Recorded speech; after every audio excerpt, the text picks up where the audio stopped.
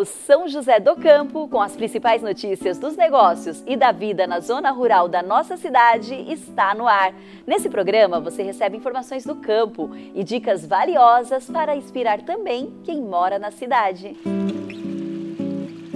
No programa de hoje, você vai conhecer um espaço com águas frias e limpas, condições perfeitas para a criação de trutas, no distrito de São Francisco Xavier. E na volta do distrito, paramos em um pesqueiro para entender um pouco mais sobre a criação de outras espécies de peixes. E nesse espaço, rolou até uma pescaria.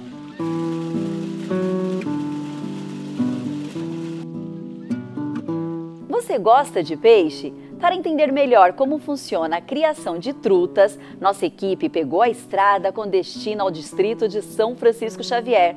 Aproximadamente 7 quilômetros da praça central do distrito, conhecemos 3 irmãos que entendem bem do assunto. Esse trutário produz uma média de 400 quilos de peixes por semana. Os 1.200 quilos de trutas produzidos aqui abastecem diversos restaurantes de São José dos Campos. Se você costuma saborear uma truta em São José, ela possivelmente saiu daqui. Os irmãos Ana Cláudia, João Marcos e Cassiano Rosa são responsáveis pelos trabalhos. Tudo começa nessa espécie de berçário, que recebe os ovos das trutas. Aí a gente traz os ovos já fecundados, colocam eles nessas bandejas. A bandeja é justamente para ele não descer para a água? Isso, e não pode ter movimentação. Ah, tem que ficar parado. É, a aguinha parada, mas tem que ser sempre água oxigenada. Ah, tá. Ela tem oxigênio, mas ela não se movimenta igual os outros tanques. Porque quando o peixe ele eclode, ele sai do ovo, ele ainda fica com vitelo, que é aquele como se fosse a gema do ovo. E ele vai consumindo aquilo e nesse período ele não nada. Ele é uma larva. Entendi. Ele entra no estado larval. Para depois, a hora que ele fecha todo esse processo, esse ciclo. Isso, daí ele começa a receber a alimentação que a gente fornece a alimentação para eles. Aqui é ração, mas na natureza ele já poderia ele já sai comer pequenos insetinhos. Nesse tanque de alvenaria, os peixes estão maiores. As trutas são trocadas de tanque conforme vão crescendo. A Ana Cláudia explicou a importância de manter os peixes separados por tamanho. As trutas, elas são carnívoras. São extremamente carnívoras. Extremamente. E se deixar as trutas, por exemplo, menores com as trutas maiores, pode acontecer um desequilíbrio aqui? Isso, porque as trutas, elas são carnívoras e elas acabam predando as trutas menores. Então, uma truta maior consegue comer inúmeros irmãozinhos, né, as trutas menores. E às vezes pode acontecer da truta maior também morrer engasgada com um dos irmãos. Ah, sim. Porque o que cabe na boca ela está comendo. Então é muito importante no processo de alevinagem, né, que eles estão começando a ingerir a ração, arraçoar por bastante vezes durante o dia e separar por tamanho. A temperatura ideal é em torno de 17 graus. Esse tanque tem 4.000 peixes. Ao todo, são 30.000 juvenis. Ele já é um peixe com toda a morfologia do adulto, só que ele ainda não atingiu maturidade sexual. Quando ele atingir maturidade sexual, a truta é com 2 anos. Com 2 anos ela atinge e ela passa a ser um peixe adulto. Entendi. Então, para a gente considerar uma truta adulta, são 2 anos. Isso. Com tantas trutas juvenis, eu até arrisco a experiência de pegar uma. Algumas tentativas, quase um baile. 10-0 e finalmente...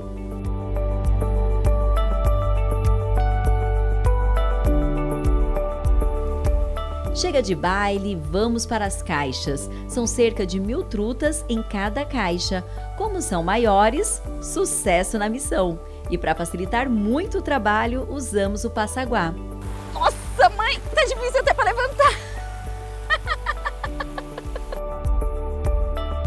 Da caixa para esses tanques, a tela é para evitar a ação de predadores. Aí desse tanque a gente vai para a próxima etapa. Eu vou ter que subir a pinguela lá de novo. Nossa, qual que é o segredo? Tem que subir correndo aqui?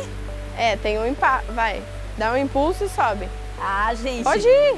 Ah! Viu? Consegui. Quer ajuda? Não, é que dá. Até parece, né?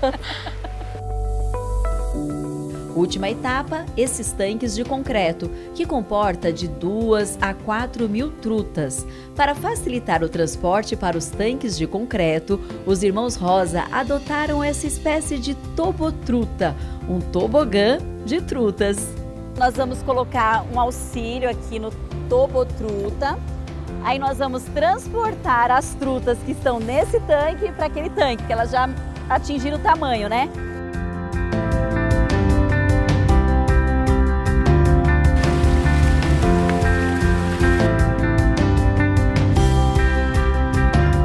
E quando penso que os serviços acabaram, sou desafiada pelos irmãos Rosa a tirar ovos de truta. O procedimento é só para ilustrar. Os ovos que chegam no berçário do trutário já vêm fecundados e eclodem aqui. Fiquei preocupada se o procedimento provoca danos nos peixes. Tá. Não machuca a truta. Ela vai mais dar um alívio para a truta nesse momento. Porque em cativeiro ela não consegue expelir os ovos e nem o macho sêmen. E ela pode morrer se ela ficar com todos esses ovos dentro dela? Algumas acabam morrendo porque é mais uma ação biológica das células consumirem os ovos. E aí acaba que ela não consegue consumir esses ovos. Ou ela consome ou ela desova. Ou ela expele. Ou ela desova. Mas na natureza o processo para expelir é diferente, ela fica se batendo na ali. natureza ela vai subir o rio, né? Aí ela vai acabar batendo em algumas pedras e esses movimentos acabam liberando os ovos. Aí o macho já sobe atrás também, fazendo o mesmo movimento e liberando o sêmen para fecundar esses ovos. Ah, tá. Só que a gente vai tirar os ovos, então a gente vai ter que tirar o sêmen também. Daí tira o sêmen e os ovos. E eu vou ter que fazer os dois? Os dois. Mãos à obra. Agora faz uma massagem abdominal assim. Primeira tentativa. Ai, meu Deus, olha isso, gente! Feito o procedimento com a truta fêmea, é chegada a vez do macho da espécie. Com as instruções da Ana Cláudia. Aí a hora que você coloca a água, você vai ativar o sêmen e o óvulo. Aí vai haver a fecundação. Como acompanhamos na reportagem, o que não falta em um trutário é serviço. E você, costuma consumir truta? Os benefícios são diversos. O peixe é rico em minerais, como cálcio e fósforo, que fortalecem os ossos e os dentes. O zinco, que estimula o bom funcionamento do sistema imunológico. E o iodo, que mantém a saúde da tireoide em dia. E veja a seguir no São José do Campo a criação de outros tipos de peixes, com direito a uma pescaria. Será que eu tive sucesso na missão? A gente confere já já.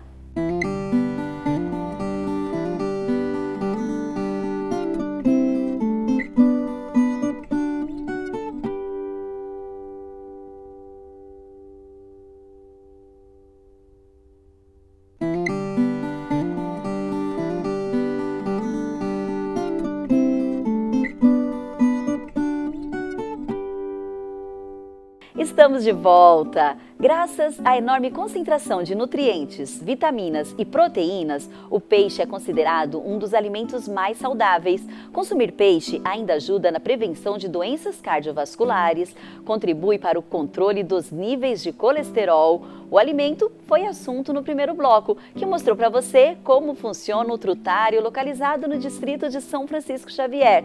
Na volta, visitamos um pesqueiro para pegar dicas sobre a criação de outras espécies de peixes. Confira!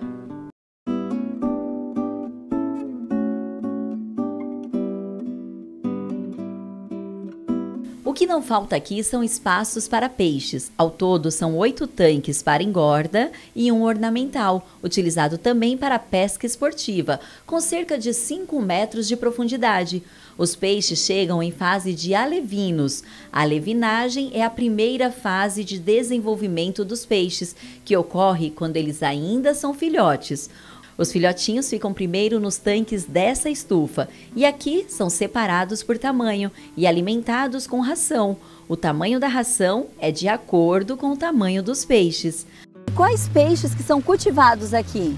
A gente cultiva mais a tilápia, que é o nosso carro-chefe principal, que é o carro-chefe. Aí a gente tem também a matrinchã, dourado, pintado, aí que são peixes mais esportivos, mais para a parte de pesca mesmo.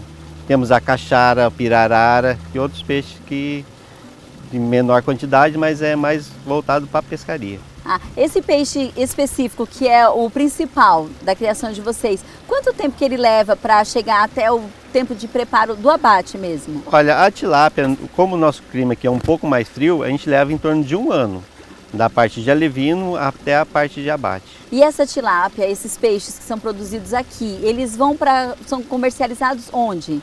Então, uma parte é comercializada aqui mesmo, no restaurante, né, aqui no pesqueiro. E a gente também serve alguns restaurantes aqui de São Francisco Xavier, de cidadezinha, e alguns restaurantes de São José dos Campos. Quantos peixes, mais ou menos, assim, quantos quilos são produzidos ou são comercializados desse pesqueiro para São José dos Campos? É em torno de uns 1.000 quilos por mês. 1.000 quilos de peixes por mês. E aqui parece que é um espaço familiar, né? Além de você, trabalha o irmão, como que é? Isso, aqui é a família, praticamente a família toda trabalha aqui. São eu e mais 5 irmãos que trabalhamos direto aqui na propriedade, né? Tanto na parte do pesqueiro como na parte da criação de peixe. Essa parte do pesqueiro, que é a parte do lazer, como que funciona? As pessoas podem vir até esse espaço para pescar, mas aí é aquela pesca esportiva que devolve para o lago? Sim, a gente trabalha com a pesca esportiva, a pessoa vai pagar uma taxa para poder pescar e devolver o peixe. Mas tem a possibilidade de levar. Se ela pegou algum peixe que seja interessante para ela queira levar, aí ela pode separar esse peixe e no final a gente pesa para ela, né? Ela limpa o peixe certinho e ela pode levar para casa. A história do pesqueiro, localizado na estrada Vereador Pedro Davi, a aproximadamente 7 quilômetros da região central do distrito de São Francisco Xavier, já ultrapassa 2 décadas. Então, o pesqueiro já tem mais de quase 25 anos que a gente já começou com a atividade do pesqueiro. Aí com a necessidade de ter os peixes para repovoar, né, a parte do pesqueiro, a gente começou a investir também na criação de peixe. E parece que não é só peixe não, tem uma horta aqui também, que vocês produzem hortaliças que servem tanto o restaurante de vocês, mas também acaba abastecendo o distrito aqui? Isso, a gente tem a parte da horta, principalmente a parte de folhagem, né? A gente tanto serve aqui no restaurante, como a gente tem uma horta, tipo uma hortinha ali onde a gente vende, e alguns restaurantes da cidade também pegam com a gente. Restaurante e turista que passa por aqui acaba comprando também. Renato, e como é ser produtor rural em São José dos Campos? Assim, o clima ajuda, a nossa cidade contribui, como que é? Conta pra gente. Então, como a gente já está mais na parte da serra, mais frio um pouco, tem algumas, vamos falar assim, que a gente possa contar como benefícios e algumas coisas não, principalmente assim, a época de geada. A gente acaba perdendo alguma coisa com a geada, né? Principalmente a parte de folhas. Mas fora isso, o clima é muito bom, porque a chuva vem no tempo certo, a gente não tem muita chuva, não tem muita seca, então o clima até que ajuda, tirando essa parte do frio. Da geada. Da geada. Já chegou geada aqui que você até perdeu o peixe?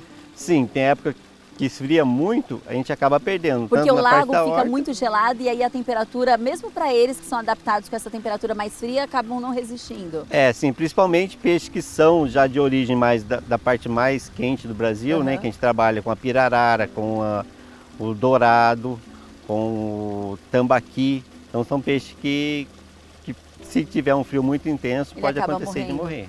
Gente, e o Renato contou nos bastidores aqui uma história muito legal que eu preciso compartilhar com vocês. Não só de peixe vive esse pesqueiro. Tem um personagem aqui, o tal de Beto. O Beto, na verdade, é um ganso. Isso. O Beto era um ganso do vizinho. E aí, em uma ocasião, o Beto voou para o pesqueiro. E o que aconteceu depois disso? Sim, na verdade, o que aconteceu é que eu acho que eles foram atacados por algum animal, acredito. Foi um susto, né? Isso, um susto, e eles acabaram voando para cá. Eram 2? Sim. Aí o proprietário conseguiu recuperar e o outro ficou muito assustado, não deixou ninguém chegar perto. Mas ele foi ficando, a gente até achou que ia atrapalhar a parte da pesca, mas não, ele não atrapalhou em nada. E acabou ficando aí e virou o mascote. E hoje o Beto é o mascote do pesqueiro. É o mascote. E aí tem uma coisa que quando o Beto tá com fome e quer comer milho, ele vai lá e dá um toque pra vocês. Ele vai lá e avisa o que quer. Tá na hora do milho. Ele pede A gente já vai reclamando, daí a gente só forneceu o Eu leite não pra sei se o ele. vizinho está assistindo essa reportagem, mas vizinho, você perdeu, porque o Beto agora é mascote do pesqueiro. É isso? Isso, mascote do pesqueiro. Olha só, e ele fala com todo o amor do Beto. Gente, a primeira coisa que ele apresentou aqui pra gente foi o Beto quando nós chegamos. Muitas pessoas buscam na pescaria uma fonte de lazer e diversão. Há quem diga que o ato de pescar auxilia na diminuição do estresse e proporciona um momento de tranquilidade e bem-estar. Isso porque a atividade exige calma e muita atenção. Será mesmo? Renato, e a gente sempre escuta aquela expressão, né? Tá nervoso, vai pescar. Só que eu preciso confessar pra você que eu fico mais nervosa com o Beto querendo atrapalhar a entrevista, querendo participar, né? Eu fico mais nervosa quando eu vou pescar, gente, porque eu não consigo pegar nada. Agora sim, nesse montante, nesse espaço todo aqui, mais ou menos quantas toneladas de peixe a gente tem? Sim, no lago aqui de pesca, a gente tem em torno de uns 4.000 quilos de peixe. 4.000 quilos de peixe. Mas agora, como nessa época tá frio aqui na nossa região, eles não são muito fáceis de pegar. Ah, então esquece. O que a gente tem mais fácil é a truta. A truta. A truta. Mas quantas no trutas lago tem no pequeno, lago mais fácil? Tem em torno de umas 500 trutas. Gente, 500 trutas, pelo amor de Deus, será que eu não vou conseguir pegar uma truta? Não, truta vai. Ó, 500 trutas com as dicas do Renato. Bom, vamos tentar, né? E vamos. Será que vai? Opa, com certeza. Então vamos acompanhar esse desafio, a gente vai tentar. Você preparou aquela vara especial? Já tá arrumada. Gente, a vara especial com peixinho já fisgado. Vou lá, até mais. Vem, Beto. Antes de iniciar os trabalhos, algumas dicas do Renato. Ele explicou a importância de cobrir todo o anzol com a ração. Isca tem, professor também. E agora, como que eu jogo? Agora só se fazer tipo o pêndulo, assim, é mais fácil. Você solta, isso. E como que eu vou saber que ele pegou? Mexe? A hora que vai mexer a boinha. Ai, meu Deus, tem que ficar de olho na boinha. Isso. Ai, pegou, e agora? Calma um pouco, a hora que a boinha afundar, você vai pegar. Puxa. Puxa? Entendeu? Puxa? Puxa. Aê! Na primeira! Ai, peraí, vou perder. Gente, peraí. Meu Deus, olha isso daqui. Ai, obrigada, professor. Na primeira tentativa. Vamos pro próximo, gostei, me empolguei agora. Na segunda tentativa, o peixe levou vantagem. 3 tentativas, 2 peixes e agora é a melhor hora, né? Vamos ver esse peixinho de fato preparado, gostosinho e tá na hora do almoço, né, gente? Missão cumprida. Tirei que nota, professor? Nota 10. Ah, tirei 10. Vamos lá. E depois de conseguir pescar 2 peixes, confesso que fiquei animada com a experiência e devo repetir a pescaria mais algumas vezes. Você já comprou verduras fresquinhas, colhidas na hora? Um produtor no bairro Recanto do Vale, região leste da cidade, oferece as hortaliças quando ainda estão na terra. E a experiência tem agradado muita gente. Você confere essa reportagem na volta do intervalo. Fica aí!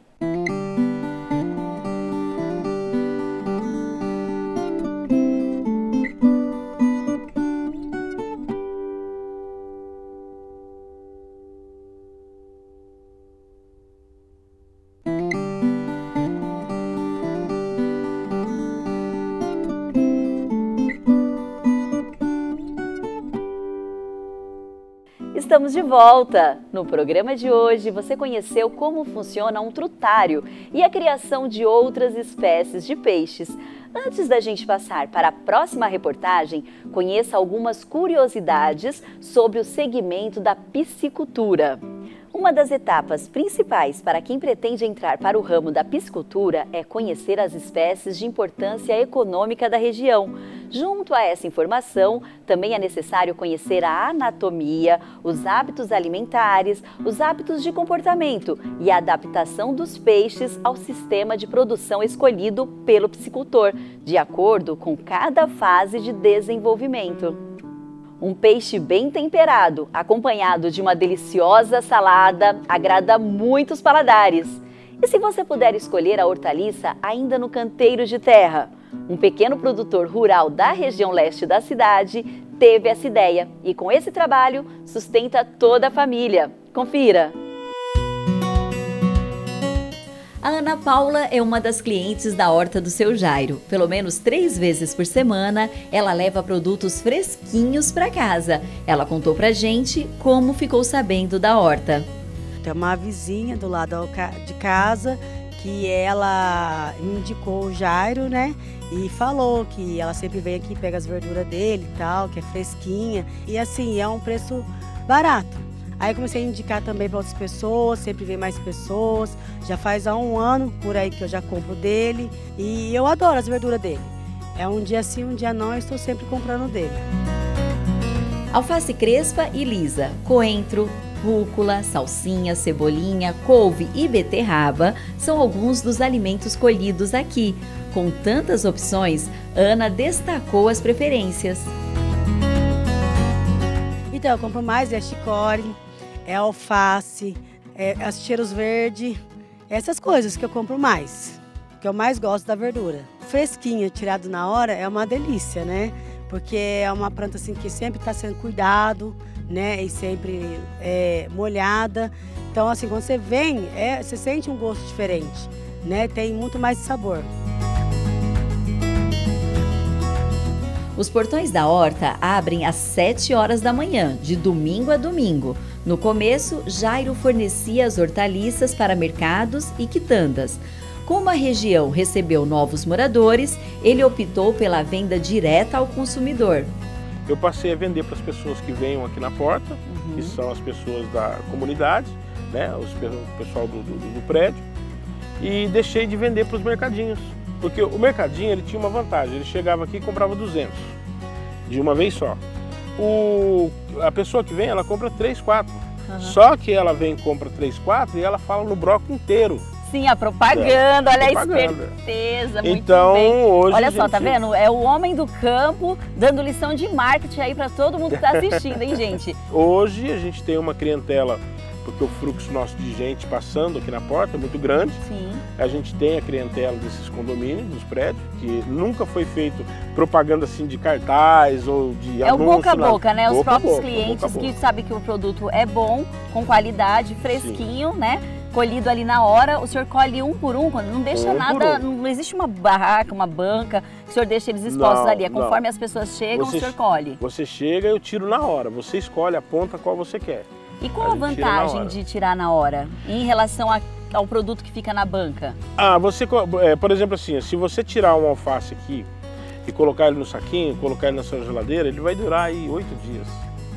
Se você tirar ele agora de manhã, colocar ele lá na banca e depois, quando chegar à tarde, você comprar ele para colocar na geladeira, ele já perde o tempo de validade dele. Porque ele já ficou exposto ao calor, ao sol, já cortou a raiz dele, então ele já perde um pouco de nutriente, já perde, não fica legal, entendeu? Quando você tira na hora, você colhe na hora, até mesmo porque a pessoa pega uma credibilidade tão grande que ela tá vendo que aquilo está saindo da terra. E escolhendo, né? Escolhendo. Somente é o produto que eu quero levar, né? Eu vejo eles ali na terra.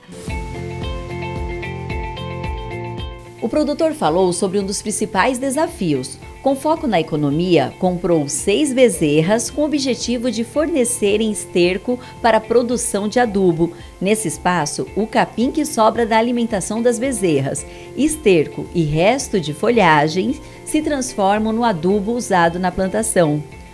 Você, lógico, enfrenta vários desafios. Sim. Por exemplo, mesmo a gente tinha o desafio do esterco, que é o que usamos na horta. Nossa horta não tem nenhum tipo de agrotóxico. É bem artesanal. Artesanal. É aquele jeitinho rústico mesmo, né? O bezerro produz ali o próprio esterco. Isso. Ele fica num cantinho armazenado. Ele precisa ficar quanto tempo nesse canto? Depende da mistura que você faz e a quantidade de folhagem que você joga. Né? Então não é só não. o que o bezerro produz, também você joga algumas folhas. Isso, você joga folha, resto de capim, tudo que você tira. Tudo que é da natureza. Tudo da natureza você joga ali, eles vão se apodrecendo, vai se fazendo esse esterco. Até mesmo porque o esterco puro ele se torna muito forte. Tem que ter essa mistura com a terra. Sim, tem uma proporção certa da quantidade de esterco para a quantidade de terra. Tem. O esterco, ele em si puro, ele se torna muito forte para a planta, e a planta acaba não aceitando, entendeu? Ah, ela recusa. Recusa. Olha só, mais uma sabedoria do homem do campo, né, gente? A gente pensa que é bom ir tacando esterco puro, mas na verdade não. Tem que ter tem que ter o equilíbrio, né? A natureza precisa desse equilíbrio. Sim, até mesmo a água, né? Se você molhar demais, você acaba fazendo com que a raiz apodrece. E já que ele falou sobre os perigos do excesso de água, aproveitei para perguntar qual a frequência indicada para irrigar a horta. Cedo e à tarde. Todos os dias na parte da manhã e da tarde? Na parte da tarde, isso dependendo do clima do tempo. Se for um calor intenso, você molha à tarde. Se não, se o dia foi nublado, molhou cedo, não precisa molhar à tarde. E quando chove, não precisa molhar? Não, aí não. Não precisa, seria demais, né? Agora, eu já escutei falar algumas vezes, que quando o sol está muito quente, não é bom a gente regar a planta, porque pode também fazer com que a raiz sofra com isso, ou não tem nada a ver, é mito? Não, de manhã, antes do sol sair, sim, você tem que molhar, porque é para ela se manter úmida, né? Ah, antes do sol nascer. Mas ao longo do dia, se o sol aí, aquele sol de 38, 37 graus, ela vai murchar. Ela vai, praticamente, se vai olhar, você vai achar que ela está morta. Mas quando chega à tarde, ela revive de novo e ela está ali pronta para o consumo. Segue o processo. E quanto tempo leva um pezinho de alface, desde a hora que o senhor planta a mudinha até a hora da colheita? Tudo vai do manejo, mas em torno aí de 45 dias. Mas você consegue tirar ele com menos, como por exemplo 39 dias. E quando que a gente sabe que está na hora de tirar? Ele normalmente, ele apodrece, cresce muito. Ele cresce e quando a forma de você tirar ele, quando você vê que 3 folhas ficou amarela. Olha, amarelou que dica 3 bacana. folhas. Amarelou. Ele está pronto para o consumo. 3 folhas amarelas. Ele está pronto para o Tira. consumo. Você pode Tá pronto para salada. Sim, você pode ter um pé de alface, por exemplo, num vasinho de flor dentro da sua casa. Então, ótimo. Até em apartamento mesmo, sim, sacada. A mudinha, toda a casa de ave vende a muda. A terra que se planta a flor, você pode plantar o alface também. Aí é só observar, 45 dias, começa a crescer, amarelou 3 folhinhas. Pronto para o consumo. Passou disso, ele amarga. Gente, olha que dica bacana, tá vendo? As minhas saladas nunca mais serão as mesmas. Quando eu for comprar o alface, eu vou perguntar assim, você esperou amarelar as 3 folhinhas? E as dicas continuam. Jairo explicou que no caso da cebolinha, quanto mais colhe, mais ela cresce. A produção conta com cerca de 4.000 pés de alface. O agricultor explicou o processo de plantação para evitar desperdícios. Segunda-feira eu planto 200. Na quinta-feira mais 200. Na próxima segunda mais 200. E assim vai, uma pausa para que quando aquelas primeiras chegarem, as outras já estão vindo atrás. Para nunca faltar. Você entendeu? Então, e não correr o risco de perder. Não correr o risco de perder, porque se você planta todas juntas, elas vão chegar todas juntas. E aí você tem que esperar as pessoas virem comprar. Vem bastante gente, mas não vai chegar aqui 4.000 pessoas no mesmo dia, né? Então a gente vai dando pausa, 3, 4 dias, 5 dias, e tudo depende do tempo. Quem manda na terra é a natureza. Se o tempo estiver bom, sol legal, assim, quente, você tem que tirar o pé, planta pouco. Se tá com ar de chuva, choveu 3 dias, dá pra plantar mais, sim, no então. inverno você planta mais, no inverno é tudo mais bonito. A prosa segue e as alegrias do homem do campo também foi assunto da nossa conversa. São 2 satisfações. A primeira é quando chega uma pessoa aqui e fala assim, a minha vizinha comprou um pé de alface aqui, comprou umas verduras aqui e falou de vocês pra gente. Isso a gente tem como, sabe, isso é prazeroso, é satisfatório, é uma recompensa muito grande. Porque você vendeu algo e aquela pessoa comeu e ela falou para outra. Se ela falou para outra, é sinal que está tudo certo. E a outra é algo inexplicável. Quando chega às 5h30, 6 horas da tarde, que o sol está indo embora, você olhar para o alface, que pegou sol o dia todo, está revivendo de novo. Ele vai passar uma noite, sabe, fantástica. Porque você olha durante o dia, está murcho, e quando chega na parte da tarde, ele está revivendo. Então você olhar um canteiro de alface na parte da tarde, 5h30, 6 horas da tarde, isso é incontestável. Isso é uma maravilha. É uma alegria. Essa alegria é impagável. Vale a pena ser produtor em São José dos Campos? Sem dúvida nenhuma. São José dos Campos é o lugar que tudo se põe, tudo se dá, é o lugar que todo mundo precisava. Já aquela frase, vem para São José. Ótimo! Bom, e agora para a gente concluir, olha só, todos os programas que nós apresentamos sempre tem um desafio da apresentadora. Sim. Nossa, já colhi mandioca, já tirei leite de vaca, né? Na verdade, fiz a ordenha ali com a ordenhadeira mecânica ainda. E estou aqui na sua plantação e gostaria de saber, tem serviço? Tem um canteiro ali que está prontinho para plantar. Ai, meu Deus do céu! Mas com um sol desse estralando, por que a gente não veio na parte da manhã, a produção? Pode plantar qualquer hora do dia? Não. A plantação ela tem que ser feita na parte da tarde. Da tarde. Porque daí você planta à tarde, você molha, a terra fica úmida a noite inteira para ela a raiz começar a se acostumar com aquela terra, porque a mudinha está entrando na terra ali, então ela vai se despontar para entrar naquela terra. Então ela tem todo esse período da noite. Mas esse canteiro que a gente vai fazer, ele tá na sombra, né? Tá na sombra. Então ele tá na tudo sombra. Certo, o canteiro tá na sombra, dá pra gente fazer. Então, né, gente, entrevista concluída, tá aqui a horta, tem um canteiro ali à minha espera. Bora trabalhar, né? Chega de bate-papo e bora pro serviço? Vamos lá. Então vamos lá.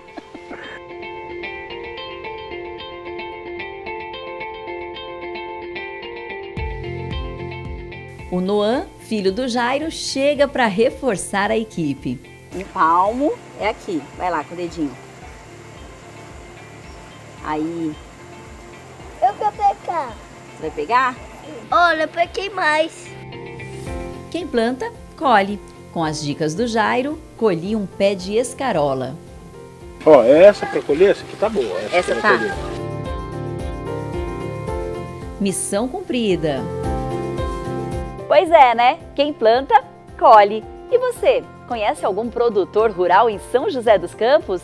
Encaminha pra gente e quem sabe a próxima reportagem será lá.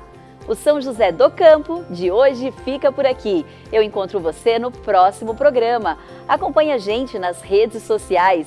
Até a próxima!